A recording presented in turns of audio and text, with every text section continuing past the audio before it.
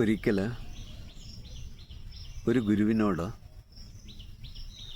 ഒരു ശിഷ്യൻ ചോദിച്ചു, ഗുരു, ഏറ്റവും വലിയ ധ്യാനം എന്താണ്? ഗുരു പുഞ്ചിരിച്ചുകൊണ്ട് പറഞ്ഞു, നീ നടക്കുമ്പോൾ നടക്കുക, ഭക്ഷണം കഴിക്കുമ്പോൾ ഭക്ഷണം കഴിക്കുക, ഉറങ്ങുമ്പോൾ ഉറങ്ങുക. ശിഷ്യൻ ചോദിച്ചു, ഗുരു, ഇതെല്ലാം സാധാരണ കാര്യങ്ങളല്ലേ,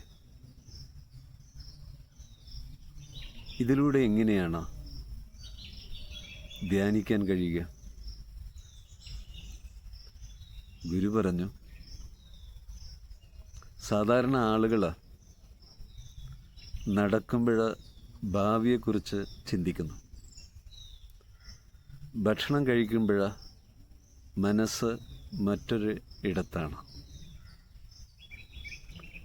എന്നാൽ പൂർണ്ണ അവബോധത്തോടെ, ശ്രദ്ധയോടെ ഒരാൾ ജീവിക്കാൻ തുടങ്ങുമ്പോൾ അയാൾ വർത്തമാനകാലത്തിലാണ്, ഈ നിമിഷത്തിലാണ്. സാധാരണ നമ്മൾ പൂർണ്ണമായിട്ടും വർത്തമാനകാലത്ത് ഈ നിമിഷത്തിലല്ല നമ്മൾ ജീവിക്കുന്നത്. നമ്മൾ നമ്മുടെ ജീവിതം ശ്രദ്ധിച്ചു കഴിഞ്ഞാൽ ഓരോ നിമിഷവും നമ്മൾ ഭാവിയിലാണ്, കഴിഞ്ഞ കാലത്താണ്.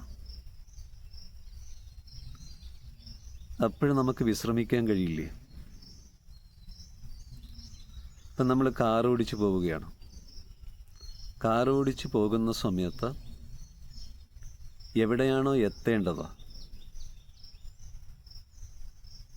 അവിടെ എത്തിച്ചെയ്യേണ്ട കാര്യങ്ങളെക്കുറിച്ചാണ് നമ്മൾ കാർ ഓടിക്കുമ്പോൾ ചിന്തിക്കുന്നത്. അങ്ങനെയുള്ള ഒരാൾക്ക് ആ ഒരു പ്രവൃത്തി ക്ഷീണം ഉണ്ടാക്കും. അയാൾ പറയും, ഞാൻ 2-3 മണിക്കൂർ കാർ ഓടിച്ച്, അതുകൊണ്ടാണ് എനിക്ക് ക്ഷീണം. ശരിക്കും ആ കാർ ഓടിക്കുന്ന സമയത്ത് അയാളുടെ ചിന്തകളാണ് അയാളെ ക്ഷീണിപ്പിക്കുന്നത്. അതേ സമയത്ത് ആ പ്രവൃത്തിയിൽ പൂർണ്ണമായിട്ട് ശ്രദ്ധ കേന്ദ്രീകരിച്ച് ചെയ്യുമ്പോൾ വിശ്രമാവസ്ഥ അനുഭവിച്ചുകൊണ്ട് അയാൾക്ക് കാർ ഓടിക്കാൻ സാധിക്കും. അതേപോലെ നമ്മൾ ആഹാരം കഴിക്കുമ്പോൾ പൂർണ്ണ ശ്രദ്ധയോടെ അതിലലിഞ്ഞ് ആഹാരം കഴിക്കുമ്പോൾ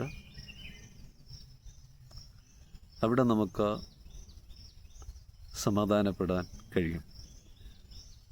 എപ്പോഴൊക്കെ നമ്മുടെ മനസ്സ് വർത്തമാനകാലത്തേക്ക് വരുന്നു, ഈ നിമിഷത്തിലേക്ക് വരുന്നു, അവിടെ നമുക്ക് സമാധാനം ഉണ്ടാകും. അതായത് നമ്മൾ ആ രീതിയിൽ ജീവിക്കാൻ തുടങ്ങുമ്പോൾ വേവലാതിപ്പെട്ട് നമുക്ക് ജീവിക്കേണ്ടി വരില്ല. കാരണം നമ്മൾ ഈ നിമിഷത്തോടൊപ്പമാണ്. ഈ നിമിഷത്തോടൊപ്പം നമ്മൾ ജീവിക്കുക എന്ന് പറയുമ്പോൾ അത് ഒരു പൂവിൻ്റെ സുഗന്ധം പോലെയാണ്, ഒരു പുഴയുടെ ഒഴുക്ക് പോലെയാണ്, അത് ഒരു ഇളം കാറ്റിൻ്റെ തലോടൽ പോലെയാണ്.